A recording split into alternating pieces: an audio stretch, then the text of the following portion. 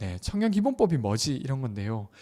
제가 청년기본법의 기본법과 기본법 시행령에 대한 조항을 하나하나 가져왔어요. 그래서 모든 조항을 다 읽을 건 아니지만 그 중에서 좀 핵심적으로 읽어봤으면 하는 조항들을 가져왔으니 이 시간을 보내고 나면 기본법이 이런 거구나, 이렇게 되는 거구나 대략 아시게 될 것 같습니다. 기본법 이야기를 하기 전에 들어가면서 이 이야기를 좀 드릴까 하는데요. 법률과 그리고 대통령령에 대한 이야기를 드리려고 해요. 제가 방금 전에 기본법이 있고 기본법 시행령이 있다고 말씀드렸잖아요. 그래서 요거에 대한 이야기인데요. 법이라고 하는 거는 국회에서 국회의원들이 모여서 의결한 것을 법이라고 해요. 그걸 이제 법률이라고도 하고 법이라고도 하는 거고, 근데 그 법을 정할 때 모든 사항을 세부적으로 정하기가 쉽지가 않잖아요. 그러니까 어떤 청년 정책을 추진함에 있어서도 고려해야 될 게 그때그때 생기니까 모든 것을 법에 정해놓진 않아요. 그래서 법으로 굵직굵직한 걸 정해놓고, 그리고 그것을 시행하면서 필요한 것들은 대통령령으로 정한다 라고 해서 시행령에 위임해 두는 방식으로 한국의 법령은 진행되고 있거든요. 그래서 청년기본법이 만들어지고 청년기본법에서 세부적으로 정하지 않았던 것은 청년기본법 시행령을 통해서 정해지게 됩니다. 아까 법은 국회에서 만든다고 했잖아요. 그러면 시행령은 어디서 만들까요? 시행령은 대통령이 직접 명령을 내리는 거예요. 그래서 대통령이 만든다고 생각하시면 되고요. 절차로는 국무회의, 국무위원들이 모여있는, 장관들이 모여있는 그 국무회의에서 결정을 하게 됩니다. 그래서 요 두 가지가 최종적으로 만들어진 게 올해 8월 5일입니다. 그렇게 해서 이제 된다고 이해하시면 될 것 같고요. 같은 모양으로 그러면 그 법이랑 조례랑은 관계가 어떻게 되지? 이렇게 궁금하실 분도 있을 것 같아요. 예를 들면 은평구에 있는 어떤 청년기본 뭐 어쩌고 저쩌고는 법이라고 말하는 게 아니라 조례라고 했던 것 같은데 그건 뭐지? 싶으실 수 있는데요. 정부기관에 법과 시행령이 있다고 하면 지방자치단체, 은평구라고 하는 기초지방자치단체에는 조례와 규칙이 있어요. 그래서 은평구의 법과 같은 역할을 하는 조례는 은평구의회에서 구의원들이 모여서 정하고요. 그 조례에서 다 정하지 않은 것은 은평구 구청장이 정하게 됐습니다. 그리고 그 구청장이 정하는 걸 규칙이라고 해요. 그래서 같은 방식으로 조례에서 굵직굵직한 걸 정하면 거기에서 미처 다 정하지 않은 이거는 시행하는 사람들이 좀 여러 가지를 고려해서 정하면 좋겠다는 것을 규칙으로 위임하면 그 규칙을 은평구청장이 그 조례에 맞게 사업을 진행하는 과정에서 규칙을 정하게 됩니다. 그래서 법과 시행령이 있고 조례와 규칙이 있구나 이렇게 이해해 주시면 되고요. 근데 이제 중앙정부가 정하는 법, 그러니까 국회가 정한 그 법은 기초자치단체에도 영향을 많이 미쳐요. 그러니까 기초자치단체에서 구의원들이 모여서 여러 가지 조례를 만들 수 있지만 그와 관련된 법이 있는 경우에는 그 법이 정한 범위를 넘어서기가 어렵다 이렇게 되어 있어요. 그래서 이 영향이 은평구에도 영향을 미치고 있는 거고요. 그런 의미에서 우리가 앞으로 살펴볼 청년기본법이 어떤 내용인지를 보시면 좋을 것 같습니다. 이게 하나 있고요. 그리고 이제 자세한 걸로 들어가기 전에 청년기본법에 대한 개략적인 모양입니다. 총 5개 장으로 되어 있고요. 28개 조항으로 되어 있어요. 법률치고는 조항이 많은 편은 아니에요. 네, 그런 거고요. 1장 총칙, 개략적인 내용이 있고, 그리고 청년정책 기본계획이라고 해서 청년정책의 내용을 뭘로 수립할 거냐, 어떻게 수립할 거냐, 언제 수립할 거냐에 대한 내용을 이야기합니다. 그리고 그 정책을 누가 총괄 조정할 건데 라고 하는 이야기가 제3장에 있고요. 그리고 제4장에는 아까 청년정책 기본계획에 들어갈 세부적인 내용이 뭔데 라고 했을 때 그 시책을 8가지를 말하고 있어요. 그게 4장이고요. 그리고 5장은 법률에 필요한 몇 가지 보완적인 부분을 포함하고 있습니다. 그래서 뭐 포상이라든지 여기에서 국회에 보고해야 될 의무라든지 이런 것들을 말하고 있죠. 그래서 이렇게 하면 청년기본법이 대략 보이실 거다 이런 거고요. 이제 자세히 들어가 보도록 하겠습니다. 청년기본법을 국가법령정보센터에서 딱 치면 이렇게 딱 떠요. 청년기본법은 20년 8월 5일 날 시행되었다. 그리고 20년 2월 4일 날 제정되었고 국무조정실 청년정책과가 관할하고 있다. 이렇게 되어 있습니다. 이게 왜 중요하냐면요.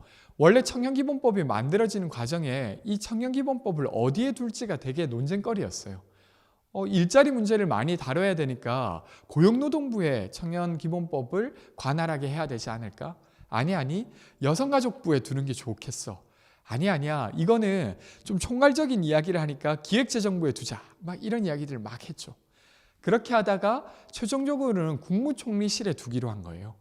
그래서 국무총리가 관할하는 국무조정실에 이 법을 두기로 했고, 이 말은 뭐냐면 그냥 그 법을 담당하는 사람이 국무조정실에 있구나만이 아니라 국무조정실에서 이 청년정책을 최종 컨트롤을 하겠다라고 하는 의지가 담겨 있다고 보시면 됩니다. 만약에 고용노동부로 갔으면 고용과 관련된 건 원활하게 됐겠지만 나머지 것들이 좀 되기 어려웠겠죠.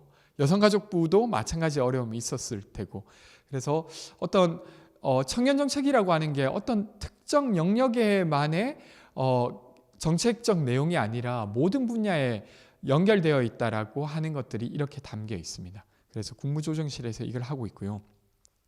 1장 총칙의 제1조는 보통 법의 1조는 그 법이 왜 만들어졌는지를 설명하고 있어요. 이 법은 청년의 권리 및 책임과 국가와 지방자치단체의 청년에 대한 책무를 정하고 청년정책의 수립 조정 및 청년 지원에 관한 기본적인 사항을 규정함을 목적으로 한다. 이렇게 되어 있죠. 그래서 이 법에는 청년의 권리와 책임이 무엇인지를 정하고 그리고 그것을 위해 국가와 지방자치단체가 뭘 해야 되는지를 규정하는 법이구나. 이렇게 이해하시면 됩니다. 다음으로는 기본 이념이라고 해서 이 법이 청년을 어떻게 바라보고 있는가를 보여주고 있어요. 종전에 아까 청년기본법이 만들어지기 전에 청년과 관련된 유일한 법은 청년고용촉진특별법이었잖아요. 그 법에는 청년을 이렇게 규정하고 있었어요. 구직을 하려고 하는 자로서 몇 세부터 몇 세에 있는 사람을 청년이라고 한다.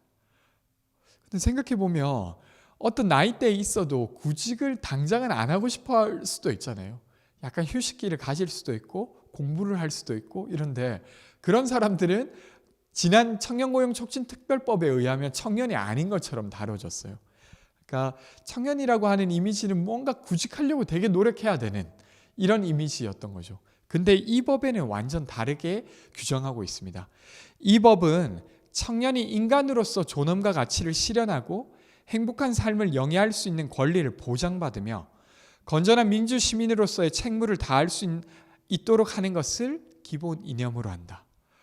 그러니까 종전에 청년고용촉진특별법에서 말하는 것과는 완전 다르죠. 그래서 청년을 인간으로서 그리고 시민으로서 이 구성원으로서 보장받아야 될 권리 그리고 존엄이 해쳐지지 않게 하기 위한 존재로 보는구나 이렇게 보실 수 있고요.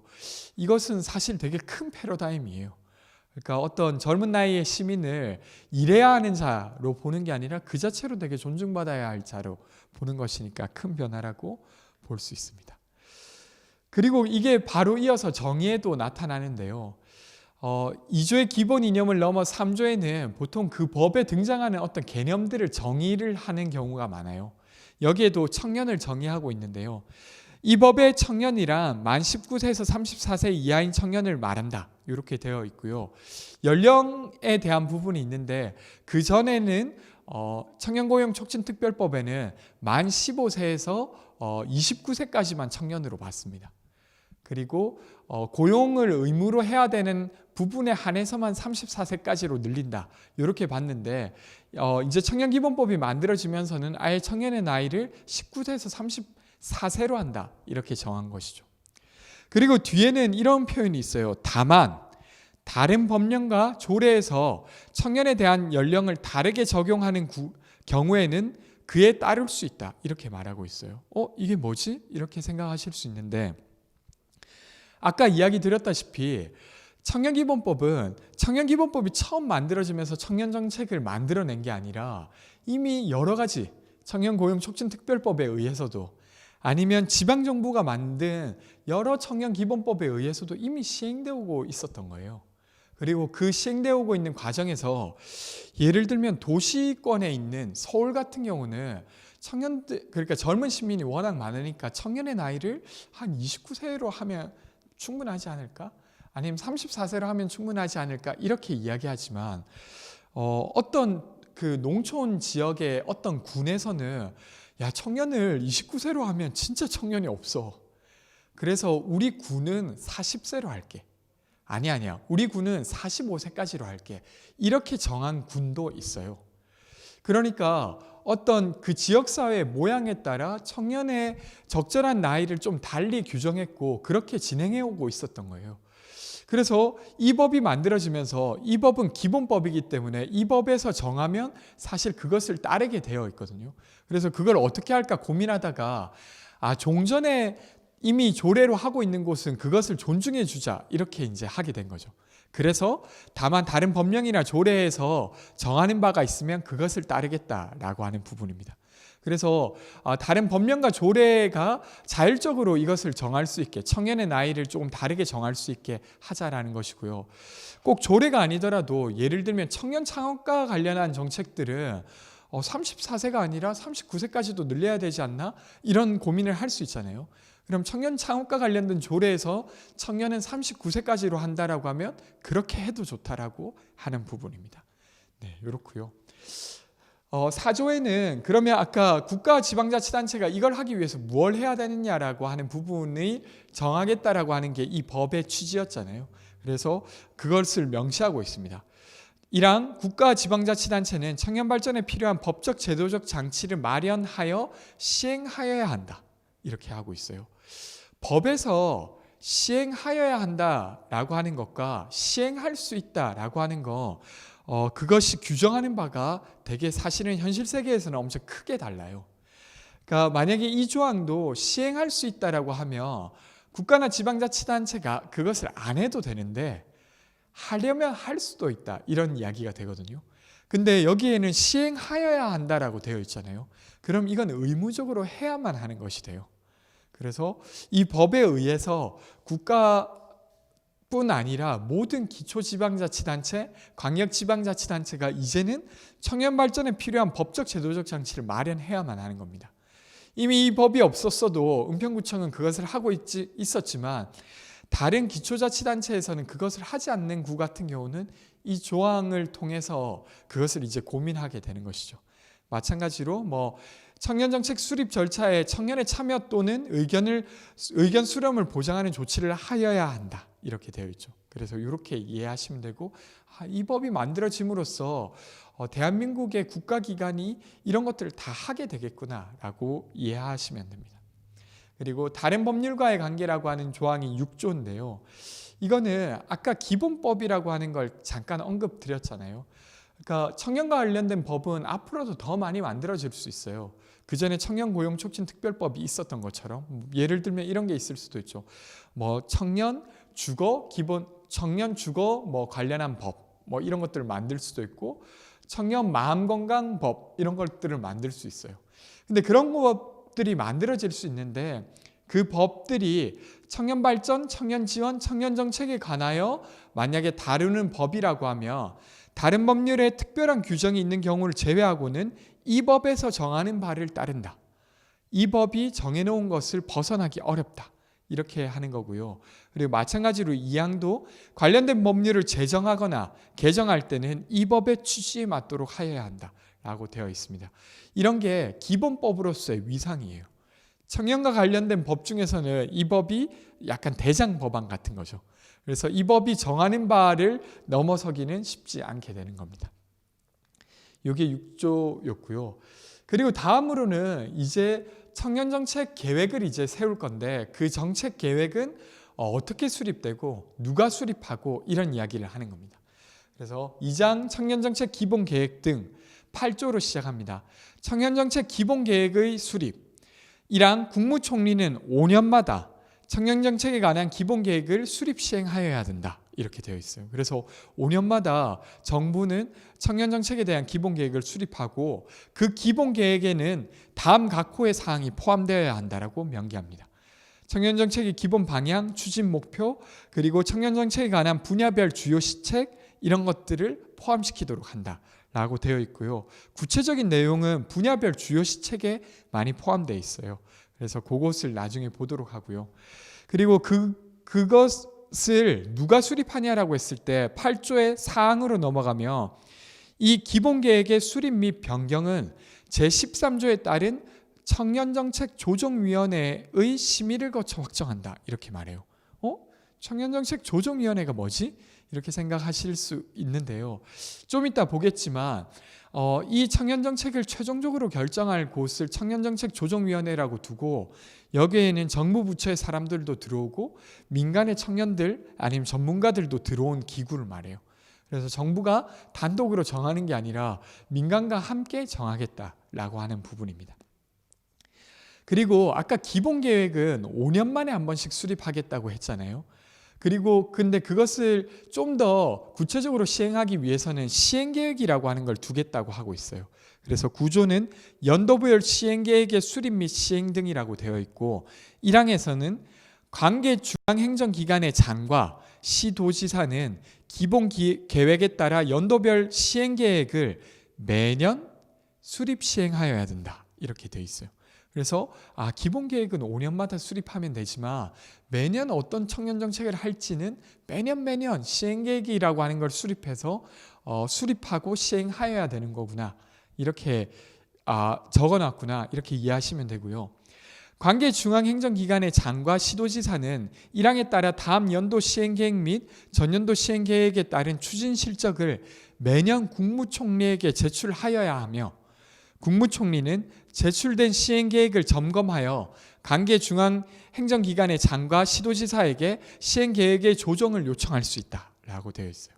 그러니까 각자 실제로 시행하는 것은 중앙정부의 예를 들면 국토부, 국방부, 기획재정부 등이랑 기초지자체 그러니까 은평구 아니면 광역지자체, 서울시 이런 곳이 하고 그것의 추진 실적을 국무총리는 매년 보고받고 거기에서 좀 조정해야 될 거 있으면 조정해달라고 요청하는 방식으로 진행되겠구나 이렇게 생각하시면 됩니다.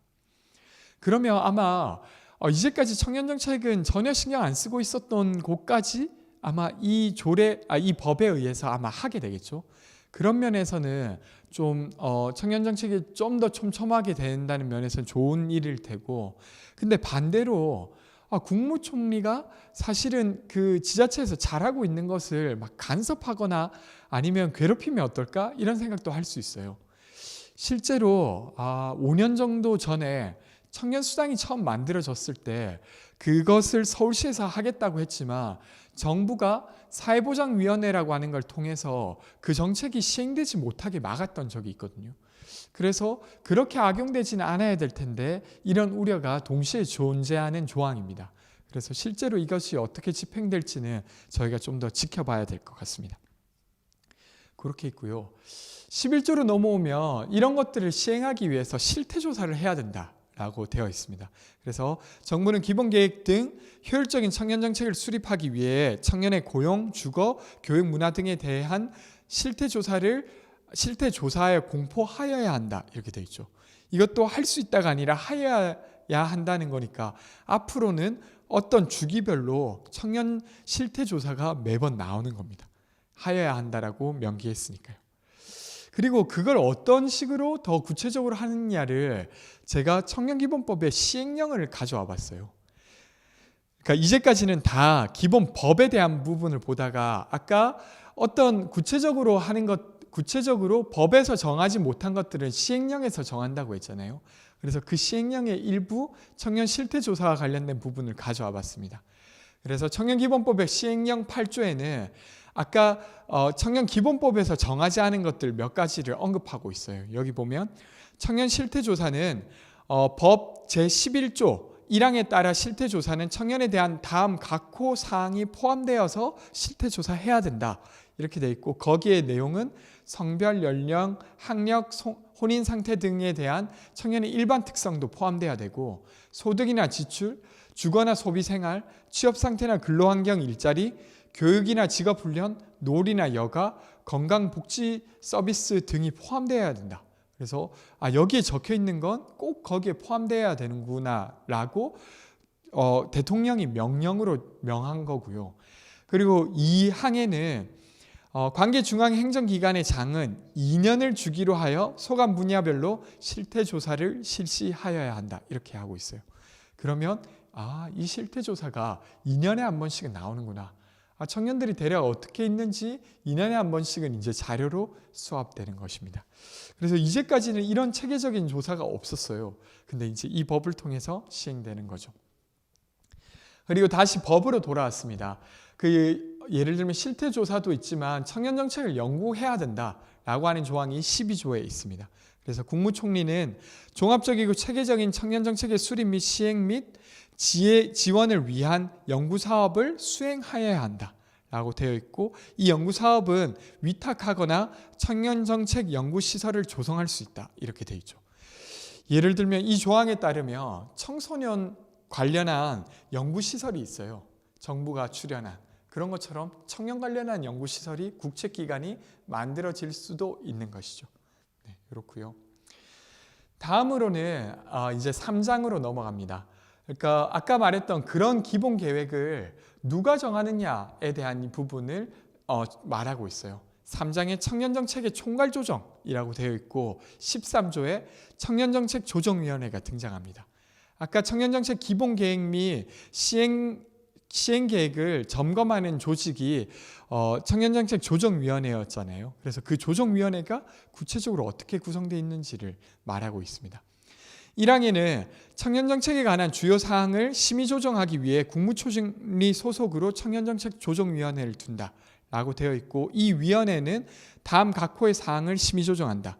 기본계획, 시행계획, 그리고 청년정책 조정 및 협력, 청년정책의 분석 및 평가, 이행사항 점검, 청년정책의 제도 개선, 그리고 국가 지방자치단체 간의 역할 조정까지. 그래서 청년정책과 관련된 거의 모든 것을 이 조정위원회에서 다루구나 이렇게 생각하시면 될 것 같습니다. 그리고 같은 조에서는 그것이 어떻게 구성되는가를 말하고 있는데요. 3항에는 이 위원회는 1명의 위원장과 2명의 부위원장을 포함해서 40명 이내로 한다. 이렇게 되어 있고요. 그리고 위원장은 국무총리가 된다. 이렇게 되어 있어요. 그리고 다음 각 호의 사람들이 거기에 포함되어야만 한다라고 되어 있고 막 장관들 이름 막 있어요. 기획재정부 장관, 교육부 장관, 과학기술정보통신부 장관 등등등 해서 10몇 개의 장관들이 여기에 위원으로 꼭 들어와야 한다.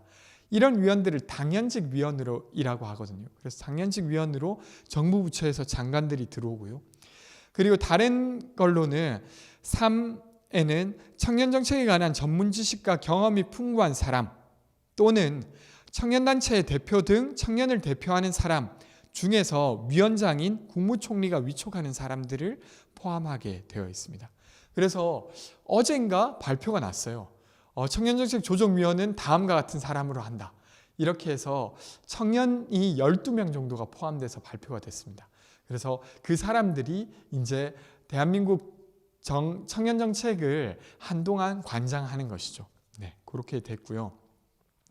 그리고 이 조정위원회는 근데 그 조정위원회는 보다시피 장관들이 한 절반 들어오고 나머지 청년들이 들어오잖아요. 근데 이렇게 많은 장관들을 한 자리에 모아서 회의하는 게 자주 하기가 쉬울까요? 아마도 어렵겠죠. 아무리 국무총리를 하더라도 이 사람들을 막 자주 모아서 아니면 모은 김에 막 4시간, 5시간 회의하고 이런 건 아마 쉽지 않을 거예요.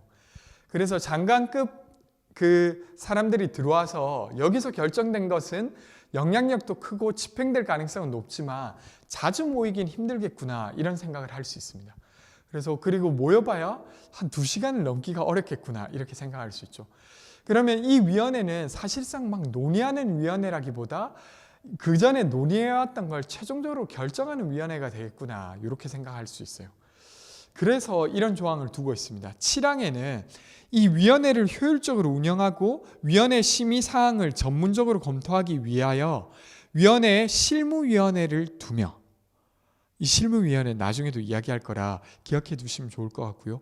그리고 이 실무위원회는 분야별 전문위원회를 둘 수 있다, 이렇게 하고 있어요.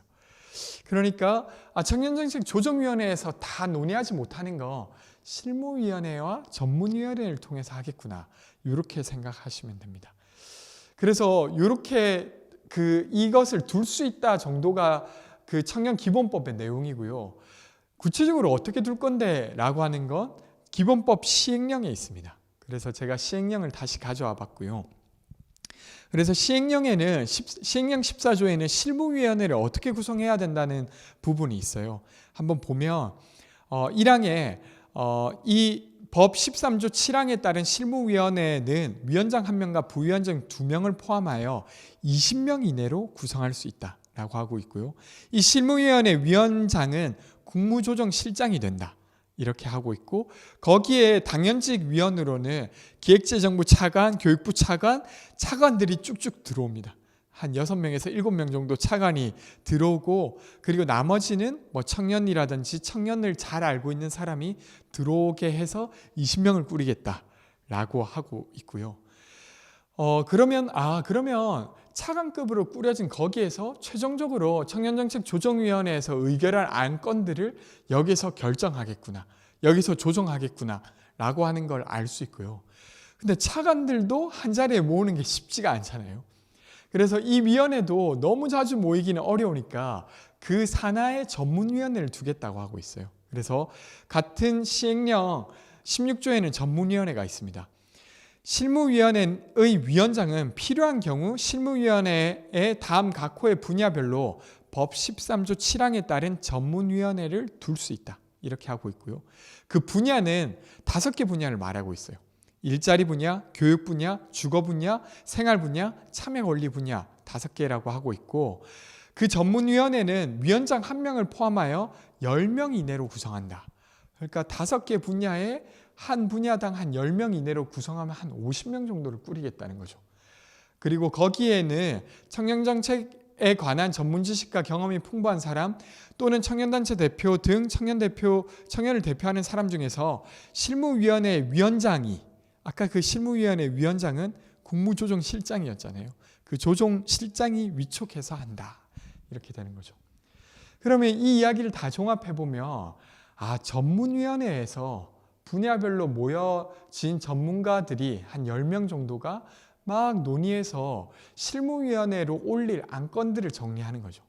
이건 이렇게 하는 게 좋겠어, 이런 정책이 좋겠어, 이 정책은 약간 지금 이야기하기는 좀 성급한 것 같아, 뭐 이런 것들을 막 이야기를 나누고, 그렇게 좀 조정된 것을 실무위원회로 올려서 차관들이 포함되어 있는 실무위원회에서 이거는 이번 안건으로 하자, 이거는 다음번 회의 안건으로 하자, 이런 걸 조정해서 최종적으로 청년정책 조정위원회에서 땅땅땅 결정되는 것이 이 법이 말하는 흐름이에요. 그래서 이런 방식으로 청년정책이 수합되겠구나. 그러면 실무위원과 전문위원이 어떻게 구성되는가가 사실은 청년정책 조정위원이 누가 되느냐만큼이나 되게 중요한 일이구나, 이런 걸 알 수 있습니다.